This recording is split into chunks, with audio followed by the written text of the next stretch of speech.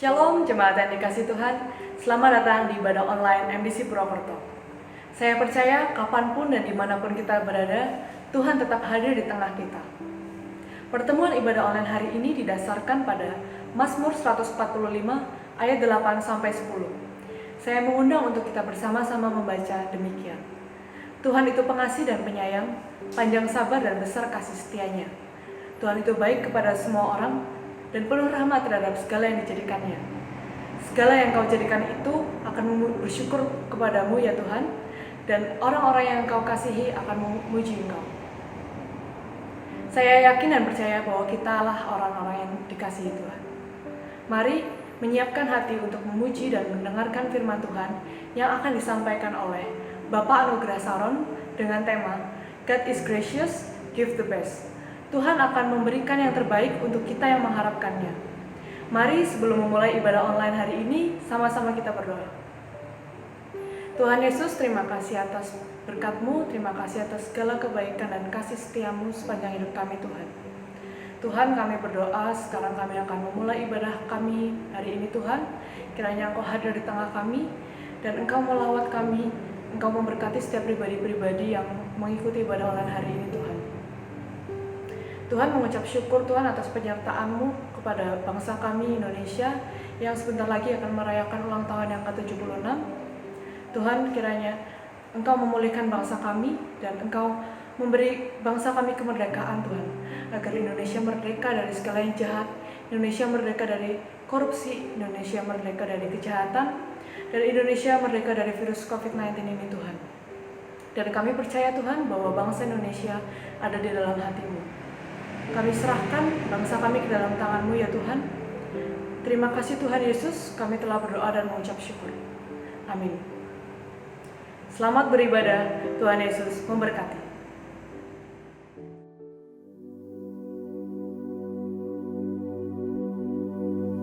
Bapak Saudara semua, adalah baik untuk kita mengucap syukur, memuji Tuhan pada semuanya berjalan dengan baik. Pada saat kita sehat, pada saat kita diberkati. Tetapi sungguh sangat luar biasa pada saat kita mengalami sakit, kita isoman di rumah, kita dirawat di rumah sakit, usaha kita mengalami kemunduran. Tetapi kita bisa berkata, Tuhan Yesus Engkau baik bagiku, aku mau memuji, menyembah Engkau. Bapak Ibu Saudara semua, keberadaan kita tidak akan bisa mengubahkan kebaikannya. Untuk itu mari kita sama-sama datang, meninggikan Dia dengan segenap hati dan segenap jiwa, karena Dia sungguh adalah Allah yang baik. Haleluya, haleluya.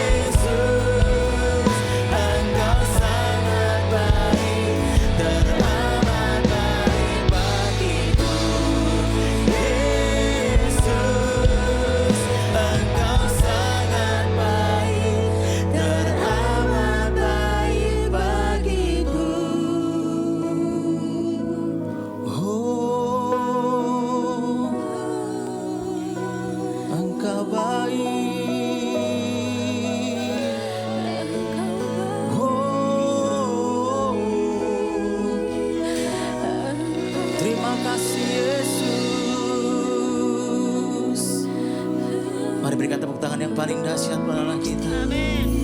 Haleluya. Oh, Kau baik. Terima kasih Tuhan Yesus. Haleluya. Engkaulah kekuatan kami, Engkau mazmur kami, gunung batu dan keselamatan kami. Haleluya. Tuhanlah kekuatan dan mazmurku, Dia gunung batu dan keselamatanku. Haleluya. Hanya padamu hatiku percaya. Kaulah benar, dan Kau tak berlindung. Ku mau selalu bersyukur, sebab cintamu padaku takkan pernah berubah. Hatiku percaya, walau bumi bergoncang, gunung-gunung beranjak, namun kasih setiamu tak pergi dariku. Haleluya. Engkaulah kekuatan kami, pengharapan kami. Haleluya. Tuhanlah kekuatan dan mazmurku,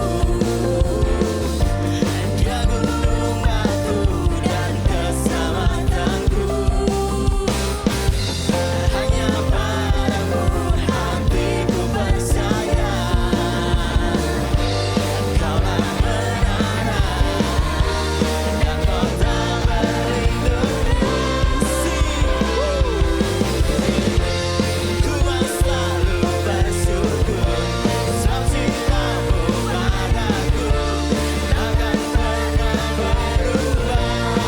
Hatiku percaya, walau bumi bergoncang, gunung-gunung beranjak, namun kasih setiamu tak pergi dariku. Haleluya.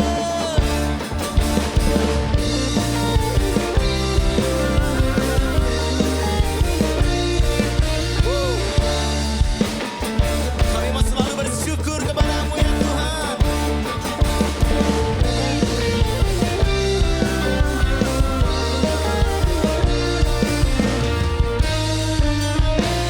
Mari sama-sama katakan, ku mau selalu bersyukur. Ku mau selalu bersyukur, sebab cintamu padaku takkan pernah berubah. Hatiku percaya, walau bumi bergoncang, gunung-gunung beranjak, namun kasih setiamu tak pergi dariku. Ku mau selalu bersyukur, sebab cintamu padaku takkan pernah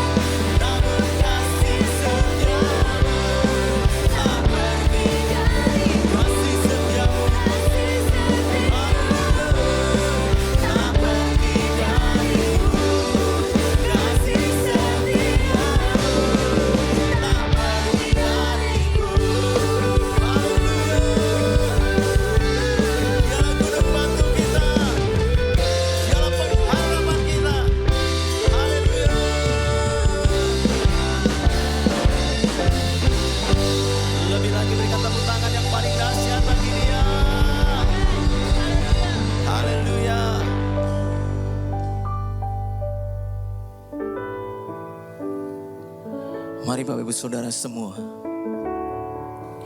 kita nyatakan cinta kita di hadapan Tuhan Yesus.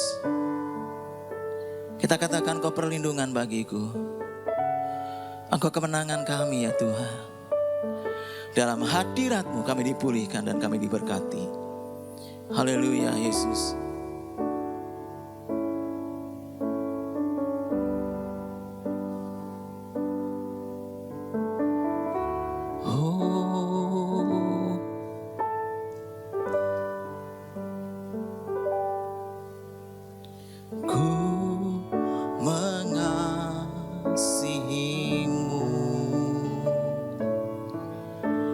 Yesus, Kau perlindungan bagiku. Kau beriku kelepasan, Kau beriku kemenangan. Ku bersyukur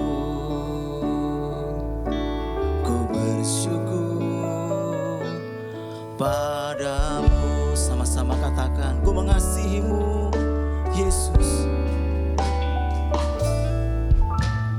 Ku mengasihi-Mu Yesus,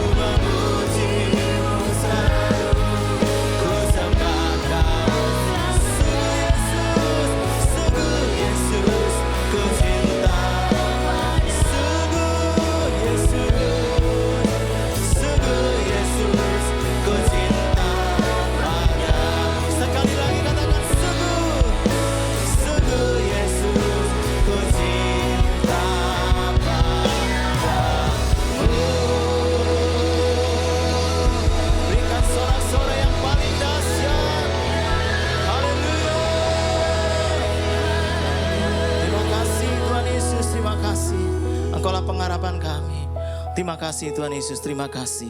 Di dalam nama Yesus Kristus, kita yang percaya mari sama-sama katakan, amin.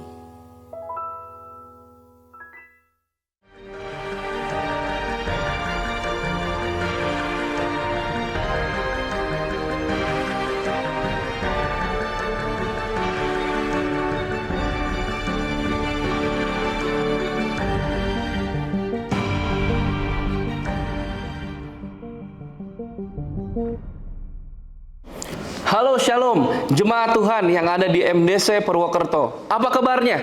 Saya percaya kita semua dilindungi dan diberkati oleh Tuhan. Ada pepatah mengatakan, tak kenal maka tak sayang. Maka dari itu, izinkan saya memperkenalkan secara singkat diri saya. Nama saya adalah Anugrah Saron.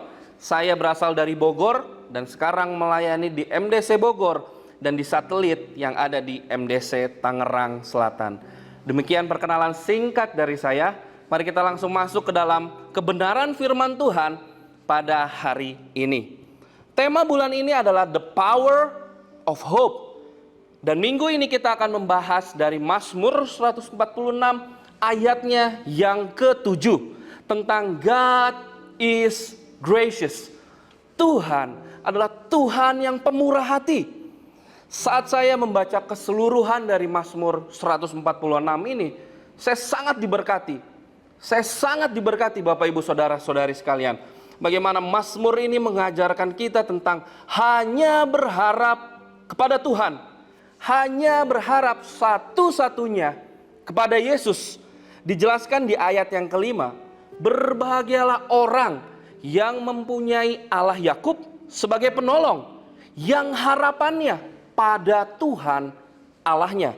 Jika kita melihat di dalam bahasa Inggrisnya, NIV version, kata yang digunakan di situ adalah blessed. Blessed atau diberkatilah. Jadi ayat kelima itu bisa kita katakan sebagai berikut juga Bapak Ibu Saudara-saudari sekalian. Berbahagialah atau diberkatilah orang yang mempunyai Allah Yakub sebagai penolongnya. Dengan kata lain Bapak Ibu Saudara-saudari sekalian, di luar Yesus, di luar Tuhan kita, semua pengharapan, semua yang ada di dunia ini adalah sia-sia belaka. Di satu titik, segala sesuatu yang kita harapkan di luar Yesus, di satu titik akan tidak bisa menolong kita. Di mana saudara menaruh pengharapan saudara pada akhir-akhir ini? Pada masa-masa yang sulit sekarang ini, di pandemi yang sudah 1 tahun lebih ini, bahkan PPKM kembali diperpanjang. Apakah kita tenang karena kita punya penolong di luar Allah Yakub? Apakah kita tenang saat kita menaruh harapan kita pada deposito kita mungkin, kepada pengalaman kita mungkin, kepada title atau jabatan kita, atau kepada anggota keluarga kita yang kita percaya selama ini? Bapak Ibu Saudara-saudari sekalian, tahun lalu, tepatnya di 24 Maret tahun 2020, saya kehilangan ayah saya. Bukan hanya sebagai ayah biologi saya, tapi beliau adalah mentor rohani bagi saya. Tempat di mana saya bertanya jika saya memiliki kesulitan di dalam kehidupan saya. Oh, saya begitu kehilangan sekali ayah saya ini. Saya bertanya mengapa kepada Tuhan. Mengapa engkau mengambilnya begitu cepat? Tetapi Tuhan mengajarkan sama seperti di Mazmur 146 ini. Dia mengatakan kepada saya dengan jelas bahwa dia akan mengajar saya bahwa pertolonganmu, harapanmu satu-satunya hanya kepada Yesus. Hanya kepada Tuhan yang hidup. Bukan kepada ayahmu, bukan kepada pengalamanmu, bukan kepada kemampuan finansialmu, atau semua resources yang ada dalam kehidupan kita, tetapi hanya kepada Yesus. Tuhan mengajarkan kita untuk berharap penuh hanya kepadanya. Oleh karena itu, Ia menunjukkan bahwa Ia adalah Allah yang pemurah. Itu ditunjukkan oleh ayat yang ke-7 yang hari ini kita akan bahas dengan perbuatan-perbuatannya yang ajaib. Bapak Ibu Saudara-saudari sekalian, kalau sekarang pandemi kita kenal dengan ada gerakan namanya 5M, ya, 5M, yaitu memakai masker, mencuci tangan, menjaga jarak, menjauhi kerumunan, dan mengurangi mobilitas. Pada hari ini kita akan belajar dan saya permudah supaya kita mengingatnya dengan 3M. Yes, dengan 3M. Perbuatan Tuhan dari ayat yang ke-7 ini, kita bisa dengan mudah mengingatnya dalam 3M. Tanpa berlama-lama lagi, M yang pertama, Bapak Ibu Saudara-saudari sekalian yang dikasihi oleh Tuhan Yesus. M yang pertama adalah Allah yang menegakkan keadilan. Menegakkan keadilan. Ayat yang ke-7 berkata, yang menegakkan keadilan untuk orang-orang yang diperas. Jika kita lihat dalam bahasa Inggrisnya, versi NIV, kata yang dipakai yaitu oppress. Oppress, yang artinya adalah tertindas atau tertekan. Dengan kata lain, ayat ke-7 yang bagian pertama ini, kita bisa bilang bahwa yang menegakkan keadilan untuk orang-orang yang diperas atau orang-orang yang sedang tertindas. Dunia di mana kita hidup adalah dunia yang curang dan mementingkan diri sendiri. Yang penting saya untung, yang penting kebutuhan saya dipenuhi. Saya tidak peduli dengan orang lain. Yang penting aku, dan aku. Namun kita sebagai orang percaya tahu bahwa Tuhan kita yang hidup itu berdiri untuk memberi keadilan. Karena dalam firman Tuhan ada jelas tertulis, hak-hakku terjamin di dalam Allah. Haleluya. Bapak Ibu Saudara-saudari sekalian, baru 3 minggu yang lalu saya mendapat telepon malam-malam dari jemaat kami yang ada di MDC Tangsel. Dia telepon ke saya, halo kok. Tiba-tiba dia menangis. Saya berpikir bahwa dia terpapar COVID. Lalu saya tanya, dia bilang, enggak kok, aku baik-baik saja, aku sehat. Lah, lalu kenapa kamu menangis? Singkat cerita, dia cerita bahwa kok aku kena tipu. Wah, kok kamu bisa kena tipu? Padahal kamu ini aku lihat lah orangnya gak neko-neko gitu loh. Gak macam-macam. Tapi kok bisa kamu kena tipu? Singkat cerita Bapak Ibu Saudara-saudari sekalian, dia ternyata ingin membeli motor baru. Motor second baru. Dia sudah cari-cari di internet dan di salah satu marketplace dia ketemu motor yang murah dan bagus. Dia hubungi penjualnya, terjadi percakapan sehingga dia diyakinkan sedemikian rupa untuk membayar motor tersebut, untuk meyakinkan bahwa motor tersebut memang ada. Dan pada satu malam mereka video callan, sampai video call via WhatsApp. Si penjual tersebut pergi ke salah satu ekspedisi dan tetap dikontrol sama jemaat MDC Tangsel ini melalui video call. Sampai dibayar semua biaya ekspedisinya, ada invoice yang dikirimkan, bahkan STNK, BPKB motornya semua sudah dikirimkan via WhatsApp. Yakin 100%, yakin. Dan setelah pengiriman ekspedisi itu, dia membayar sekian juta kepada sang penjual. 1-2 hari, tak kunjung datang motor tersebut. Dia telepon. Akhirnya penjual itu pun seperti yang kita sudah tahu diputus teleponnya dan dia ngadu ke saya. Kita telepon bareng ke ekspedisi tersebut. Ternyata ekspedisi tersebut adalah bodong. Wah, mungkin Bapak Ibu Saudara-saudari sekalian punya pengalaman yang sama. Diperas, ditipu orang, diperlakukan tidak adil. Lalu mungkin ada pertanyaan yang muncul di tengah dunia yang curang ini. Bagaimana mungkin kita menerima keadilan? Ada beberapa hal yang saya catat yang bisa kita pegang tentang Allah kita. Yang pertama, Dia adalah Allah yang adil. He is God of justice. Dalam peristiwa apapun di dalam kehidupan kita, dalam peristiwa apapun dalam kehidupan kita, selama kita berjalan di jalan yang benar, selama kita berjalan di jalannya, percayalah bahwa Tuhan yang akan membela kita. Bagaimana orang merancangkan yang jahat kepada Daniel, tetapi karena Daniel hidup benar di hadapan Tuhan, Tuhan membela Daniel. Bagaimana orang merancangkan yang buruk terhadap Yusuf, bahkan keluarganya sendiri. Tetapi karena Yusuf hidup benar di hadapan Allah, maka Tuhan yang hidup, Tuhan yang penuh keadilan membela Yusuf. Bagaimana orang-orang memperkatakan hal-hal yang buruk kepada Ayub, tetapi karena Ayub hidupnya senantiasa di jalan Tuhan, maka Ayub dibela oleh Tuhan. Yang kedua, karena Yesus, karena Dia mampu mengubah kecurangan untuk kebaikan kita.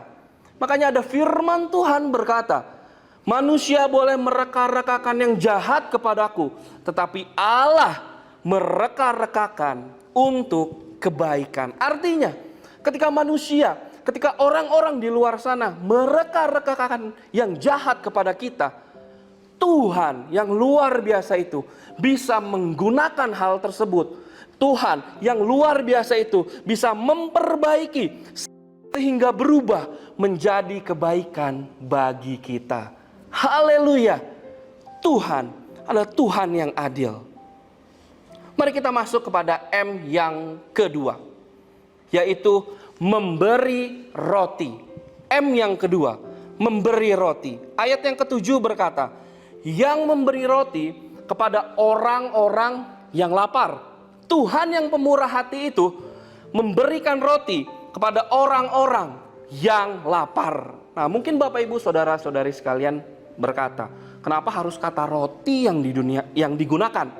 Nah, saya mau beritahu kepada kita semua yang ada di sini. Roti yang digunakan di dalam ayat ini adalah hal yang utama, hal yang pokok sebagai makanan pokok bagi bangsa Israel saat itu. Atau bisa saya terjemahkan kepada kehidupan kita sekarang di Indonesia, roti ini adalah sebagai nasi, Bapak Ibu. Kalau saya disediakan makanan oleh istri saya yang bukan nasi, setelah saya habiskan makanan tersebut, saya bilang ke istri saya, "Hani, kayaknya kalau tanpa nasi belum nendang. Kayaknya kalau tanpa nasi masih kurang. Mau deh, ada lagi gak yang nasi gitu?" Sama seperti bangsa Israel, roti adalah hal yang esensial. Roti adalah makanan pokok bagi bangsa Israel.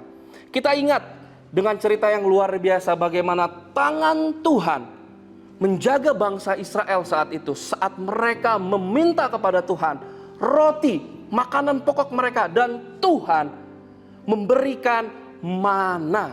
Kita semua pasti ingat dengan cerita itu. Kira-kira di padang gurun, saat itu bangsa Israel jumlahnya ada 3 juta orang, dan Tuhan memberkati mereka dengan roti yang bernama mana. Keluaran 16 ayat 4a berkata, lalu berfirmanlah Tuhan kepada Musa, sesungguhnya aku akan menurunkan dari langit hujan roti bagimu. Maka bangsa itu akan keluar dan memungut tiap-tiap hari sebanyak yang perlu untuk sehari. Makna pertama dari roti di sini yaitu kebutuhan jasmani kita. Yes dan amin.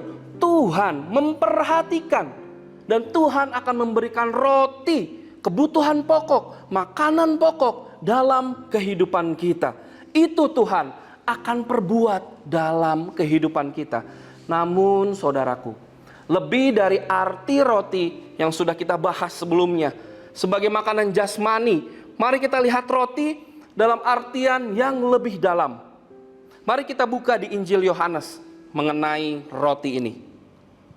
Di Yohanes 6 ayat 35 berkata, kata Yesus kepada mereka, akulah roti hidup. Barang siapa datang kepadaku, ia tidak akan lapar lagi. Dan barang siapa percaya kepadaku, ia tidak akan haus lagi. Saat Yesus berkata bahwa akulah roti hidup, kata roti ini sudah bukan pada arti yang sesungguhnya. Kata roti ini sudah bergeser dan sudah menjadi sebuah metafora yang memiliki 2 arti. Apa saja arti itu? Arti yang pertama yaitu kepuasan batin atau jiwa kita. Ada suatu quotes yang luar biasa berkata seperti ini, there is a God-shaped vacuum in the heart of each man, which cannot be satisfied by any created thing, but only by God the Creator, made known through Jesus Christ. Dalam hati setiap manusia ada sebuah ruang kosong di jiwa mereka yang dibentuk oleh Allah, yang tidak bisa diisi oleh semua ciptaan yang ada di dalam dunia ini, kecuali oleh Yesus sendiri. Di dalam hati kita tidak bisa diisi oleh uang, tidak bisa diisi oleh jabatan, tidak bisa diisi oleh ketenaran, atau bahkan status kita. Itu hanya bisa diisi oleh Yesus. Akulah roti hidup. Hanya bisa diisi oleh Yesus. Yang kedua, kehidupan yang kekal. Saudaraku, kalau kita lihat dari bahasa aslinya, yaitu Yunani, kata hidup dalam frasa roti hidup adalah zoe, yang artinya hidup. Zoe ini memiliki arti hidup yang kekal untuk selama-lamanya. Hidup yang tidak bisa diukur melalui satuan waktu. Contoh 1 tahun, 5 tahun, 10 tahun, dan seterusnya. Di Yohanes 6 ayat 58 berkata, inilah roti yang turun dari sorga, bukan roti seperti yang dimakan nenek moyangmu dan mereka telah mati.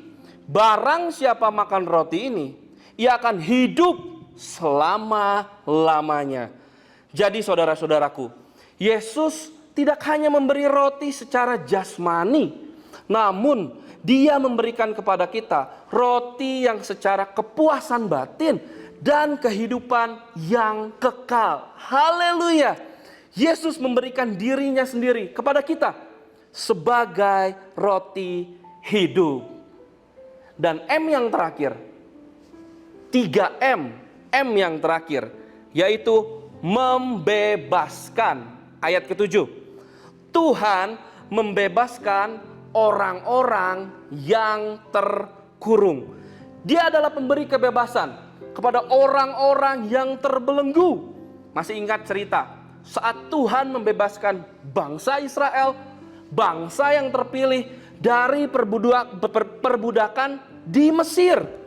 Tuhan juga membebaskan umatnya dari belenggu sakit penyakit. Markus 7 ayat 34 bercerita tentang si tuli mendengar. Kemudian sambil menengadah ke langit, Yesus menarik nafas dan berkata kepadanya, Ephata, yang artinya terbukalah, terbebaslah. Yesus membebaskan kita dari belenggu sakit penyakit. Tuhan juga membebaskan kita dari jerat masa lalu. Mungkin masa lalu kita penuh dengan kesedihan, penuh dengan kesusahan, tapi dengar baik, Yesus mampu mengubah masa lalu kita yang penuh duka cita menjadi masa depan yang penuh sukacita. Haleluya. Saya mau tutup poin ketiga ini, M yang ketiga, dengan sebuah kisah nyata, yaitu gempa bumi di Spitak, Armenia, 7 Desember 1988. Ceritanya, pada hari itu 7 Desember 1988, ada sebuah keluarga. Mereka semua melakukan hal yang biasa pagi itu. Ada seorang anak dan bapaknya. Si bapak nganter sekolah anaknya. Lalu sampai di sekolah, bapaknya berkata, ya nak, sampai nanti sore ayah akan jemput kamu lagi dan kita akan pulang ke rumah bareng. Lalu anaknya menjawab, yes dad, see you later, I love you. Setelah perpisahan itu, bapaknya kerja di kantor, anaknya sekolah di sekolahnya. Tiba-tiba terjadilah gempa bumi yang dahsyat yang meluluh lantahkan kota Spitak sedemikian rupa. Sampai semua gedung di kota itu hancur dan tercatat kurang lebih 25.000 orang meninggal. Tetapi puji Tuhan dan ajaibnya, si anak dan bapak ini selamat. Setelah sekian lama traumanya hilang dan lain sebagainya, kota itu kembali pulih, anak ini diwawancara oleh pewawancara. Si pewawancara itu berbicara, saya mendengar kamu mempunyai kisah yang luar biasa tentang gempa bumi itu. Bahwa kamu di dalam sekolah itu kamu tertimbun bangunan selama kurang lebih 30 jam. Apa yang mengakibatkan kamu bisa bertahan di tengah sesuatu yang gelap, yang tidak menentu, dan juga mungkin lapar, capek, dan pastinya badannya sakit-sakit. Si anak ini menjawab dengan polosnya dan dengan yakinnya. Dia berkata, saya hanya mengingat, saya hanya berharap kepada janji ayahku yang saat kami berpisah, dia mengatakan bahwa dia akan menjemput saya di waktu yang sama, di tempat yang sama, dan kita akan pulang bareng ke rumah. Dan saya percaya ayah saya yang menjanjikan hal tersebut akan membebaskan saya dari reruntuhan gedung ini. Wow, Allah kita yang luar biasa itu mampu membebaskan kita dari segala sesuatu yang saat ini mengurung hidup kita, yang saat ini membelenggu kehidupan kita. Saudara-saudari, jika kita menaruh harap hanya kepada Yesus, apapun yang membelenggu kita saat ini, percayalah, Ia akan membebaskan kita. Kiranya firman Tuhan yang menjadi kekuatan bagi kita ini, bila mana kita menaruh harap hanya kepada Yesus, maka dari ayat yang ketujuh ini pada Mazmur 146, Tuhan menjamin 3M, yaitu menegakkan keadilan, memberi roti kepada kita, dan membebaskan umatnya. Mari kita berdoa. Tuhan, terima kasih.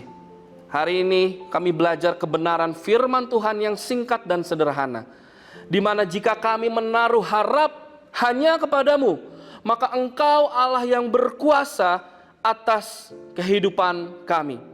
Engkau yang materaikan firman ini di dalam kehidupan kami. Memberkati gereja yang ada di Purwokerto menjadi berkat dan terang bagi lingkungan sekitarnya. Di dalam nama Tuhan Yesus kami sudah berdoa. Amin. Tuhan Yesus memberkati.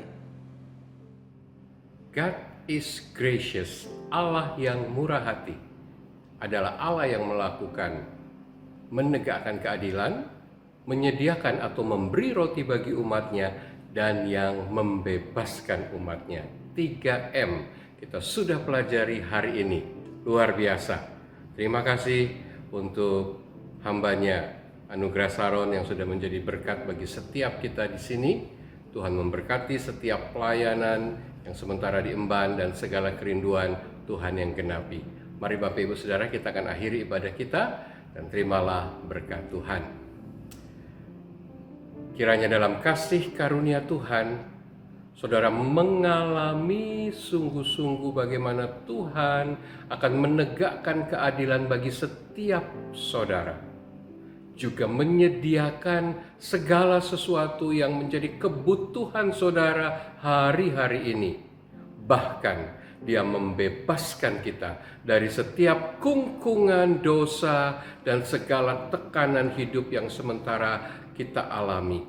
Diberkati setiap kita untuk mengalami kemerdekaan yang sejati dan sungguh-sungguh membuktikan bahwa Allah sangat bermurah hati bagi setiap kita. Diberkati untuk menjadi kesaksian dan jadi berkat bagi semua orang. Demi nama Tuhan kita Yesus Kristus, yang diberkati boleh berkata, amin, amin. Selamat hari Minggu Bapak Ibu Saudara, Tuhan memberkati.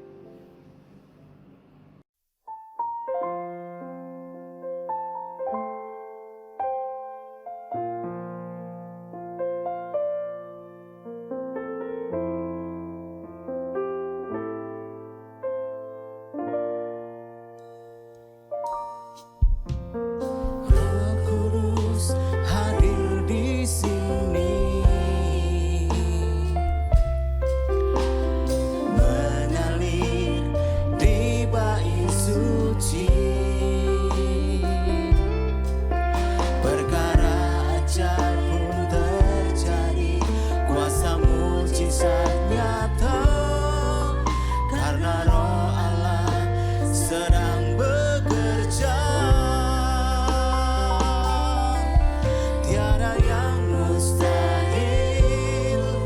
dan tiada yang suka